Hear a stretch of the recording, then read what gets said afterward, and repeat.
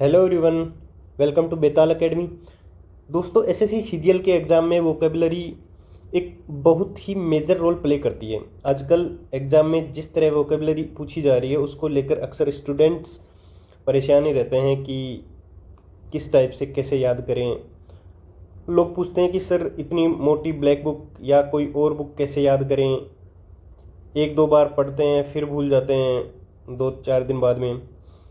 अगर आपके साथ भी ऐसा ही है तो आज मैं आपको वोकैब और ईडियम्स सिनोनिम जितनी भी वोकेबलरी आती है उन याद करने के एक ऐसा यूनिक स्मार्ट और प्रैक्टिकल तरीका बताने वाला हूँ जिससे आपका रिटेंशन रेट डबल हो जाएगा। चाहे आप किसी भी बुक से पढ़ रहे हो, ब्लैक बुक से पढ़ रहे हो या किसी और बुक से पढ़ रहे हो, ये फॉर्मूला हर जगह काम आएगा। तो हम इसमें करेंगे क्या कि हम एक विजुअल रिटेंशन का यूज़ करेंगे।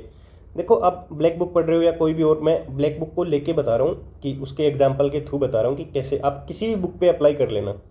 जैसे आप ब्लैक बुक पढ़ रहे हो, उसके बार बार टेक्स्ट पढ़े जा रहे हो तो एक रट्टा ही हो गया उसमें। आपको याद, मान लो कि आपने 100 वर्ड याद करे, उसमें से 80 याद नहीं हुए, फिर दोबारा रट्टा मार रहे हैं, फिर 60 याद नहीं हुए, फिर 40, ऐसे करके आपको 10-15 बार पढ़ना पड़ रहा है उसको। तो हम क्या करेंगे कि हम जैसे एक बार आपने बुक पढ़ ली कि 1 वर्ड पढ़े आपने, तो अब करना क्या है कि आपने एक बार 1 वर्ड पढ़ ली, डेली स्टडी कैपेसिटी टारगेट लेना है। जैसे आप बिगनर हैं तो आप 50 से 100 वर्ड करो, और आप रिपीटर्स हैं तो 200 से 300 वर्ड, क्योंकि आपने पहले से भी कर रखी होंगी।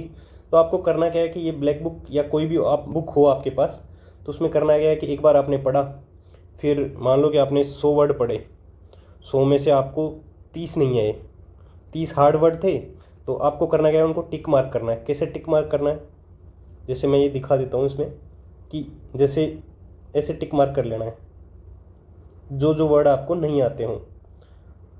अल्गोफोबिया ये आपको नहीं आता, एल्पिनिज्म ये नहीं आता, एमेक्सोफोबिया ये नहीं आता। अब करना क्या है कि आपको जितने, मान लो आपने 100 वर्ड पढ़े, उनमें से किसी के 50 नहीं आ रहे, किसी को 100 में से 10 नहीं आ रहे, किसी को 20 नहीं आ रहे, अपने हिसाब से जितने वर्ड्स नहीं आ रहे, जैसे आपको किसी को 10 आ रहे हैं, किसी को 20 आ रहे हैं, जिसका जितना कैपेसिटी हो, जिसको जितने नहीं आ रहे उनको करना गया टिक मार्क कर लिया आपने पहले। फिर आता है गेम चेंजर।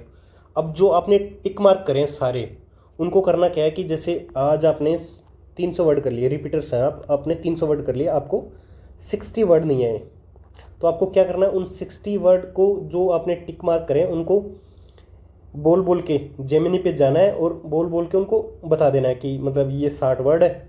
उन 60 वर्ड्स को आप जेमिनी पे डालोगे और उसको प्रॉम्प्ट दे देना कि इन वर्ड्स को याद करने के लिए मुझे ऐसी रियल लाइफ से रिलेटेड इमेज बना के दो अच्छी सी, ताकि मेरे दिमाग में डायरेक्ट वो छप जाए।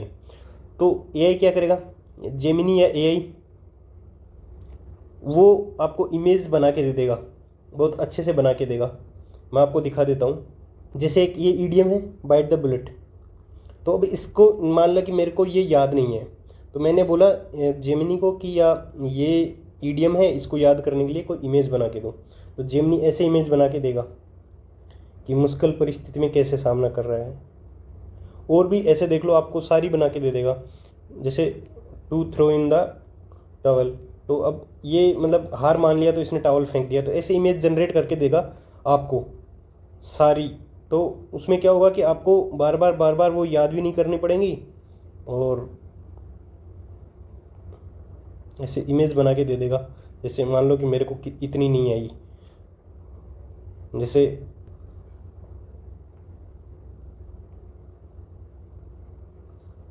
तो ऐसे मतलब इमेज बना के दे देगा आपको, और वो अच्छे से याद रहेंगे आपको। जैसे ये आएगा कि हेयर एंड हंट, तो खरगोश और कुत्ते दोनों को साथ में लेके जा रहा है, मतलब दोनों पक्षों के साथ में चल रहा है, तो दोहरी चाल हो गई ये। ऐसे थ्रू थिक एंड थिन, मोटा और पतला दोनों मतलब साथ में है, हर सुख दुख में उसको साथ दे रहा है। तो ऐसे मतलब सारी आपको बना के दे देगा। जैसे टू हैव कोल्ड फीट, तो ये बर्फ़ में ठंडे पाँव हैं, तो ये घबरा रहा है, मतलब फटी पड़ी है इसकी। तो ऐसे आपको इमेज बना के देगा ना, तो ये आपको याद होगी, कभी ज़िंदगी में भूलने ही नहीं, 1-2 बार होगा। जैसे और देख सकते हो, कालदास शॉर्ट्स, आदेश देना बाबा जी, to be control make important decisions. तो मतलब आप इस तरीके से आप कर सकते हैं कि मतलब आपको जो भी याद नहीं हो रही वो अच्छे से आपको डालो उसमें, और ये आपको इमेज जनरेट करके दे देगा। आपको करना क्या है, वो वर्ड्स जो भी टिक मार्क करे हुए वर्ड्स हैं उनको जेमिनी या किसी भी एआई टूल में डालना है, फिर प्रॉम्प्ट देना है कि मुझे ये वर्ड याद नहीं हो रहा और इसके लिए क्रिएटिव विजुअलाइजेशन इमेज बना कर दो। फिर वो बना के दे देगा। फिर आपको इसको वो इमेज बन जाए, मान लो कि 60 वर्ड्स थे आपके, वो 60 इमेज बना के दे देगा। फिर उसको बोल देना कि पीडीएफ में दे दो, तो वो पीडीएफ भी बना के दे देगा आपको, पीडीएफ जनरेट करके दे देगा। आप उसको डाउनलोड कर लेनी है। फिर करना क्या है कि आपको वो एक बार में तो याद नहीं होनी। एक बार में मान लो कि आपने 60 करी थी, उस इमेज से आपको 40 याद हो गई, 20 रह जानी है। तो अब 20 को करना क्या है कि वो पीडीएफ आपके पास रहेगी, तो उसको बार बार जब भी आपको टाइम मिले, फ्री टाइम मिले, वो उसको सेव कर लेना और वो आपकी पीडीएफ होगी। जैसे अगर मैं आपको ये चीज़ प्रोवाइड करा तो मुझे क्या पता कि आपको कौन सी वोकैब नहीं आती, कौन सी ईडियम्स नहीं आती। तो ये आपका खुद का एक सोर्स हो जाएगा कि मेरी ये कमज़ोर चीज़ें हैं, ये उनका एक तरीके से आपकी एक पीडीएफ फाइल बन जाएगी वोकैब की। एक साइंटिफिक रिटेंशन एडवांटेज है, 90% हायर ब्रेन रिकॉल करती है ये चीज़ें, क्योंकि हमारा दिमाग है ना फ़ोटो ज़्यादा याद रखता है किसकी अपेक्षा, टेक्स्ट की अपेक्षा। इसलिए तो ये विजुअलाइजेशन इमेज आपको परमानेंट याद हो जाएंगी। अगर ये आपको तरीका अच्छा लगा हो और चीज़ें समझ में आई हो तो इस तरीके से अपनाओ, और अच्छा लगा हो चैनल को सब्सक्राइब कर लो। बेताल एकेडमी टेलीग्राम चैनल पे भी जुड़ जाओ।